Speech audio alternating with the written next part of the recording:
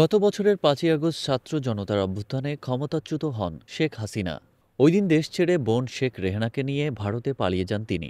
এরপর থেকেই শেখ রেহানার মেয়ে ব্রিটিশ এমপি টিউলিপ সিদ্দিকের বিরুদ্ধে অভিযোগ উঠেছে নানান ধরনের অপরাধ কর্মকাণ্ডের। ব্রিটিশ লেবার পার্টির সংসদ সদস্য টিউলিপ সিদ্দিকের বিরুদ্ধে লন্ডনে একটি ফ্ল্যাট উপহার গ্রহণের অভিযোগ উঠেছে, যা তাকে রাজনৈতিক বিতর্কের কেন্দ্রবিন্দুতে নিয়ে এসেছে। আওয়ামী লীগের ঘনিষ্ঠ আবাসন ব্যবসায়ী আব্দুল মোত্তালিব তাকে এই ফ্ল্যাট উপহার দিয়েছেন বলে জানা গেছে।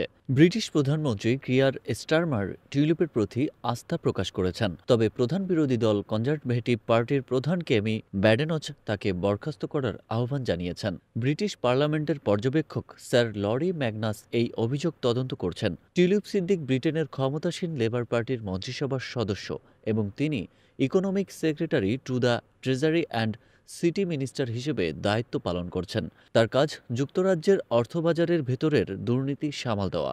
সায়া চ্যান্সেলর মেল স্ট্রাইড বলেছেন, টিউলিপের পক্ষে তার দায়িত্ব পালন এখনও অসম্ভব। টিউলিপ যেহেতু দুর্নীতিবিরোধী মন্ত্রী এবং তাকে ঘিরে গুরুতর দুর্নীতির অভিযোগ উঠেছে, ফলে বর্তমান প্রেক্ষাপটের অধীনে তার দায়িত্ব পালন অসম্ভব। এজন্য তার পদত্যাগ করা উচিত।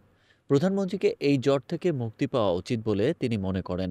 এই বিতর্কের মধ্যে টিউলিপ সিদ্দিকীর ভূমিকা এবং তার রাজনৈতিক ভবিষ্যৎ নিয়ে যুক্তরাজ্যের রাজনৈতিক অঙ্গনে আলোচনা চলছে। তদন্তের ফলাফলের উপর ভিত্তি করে তার অবস্থান নির্ধারিত হবে।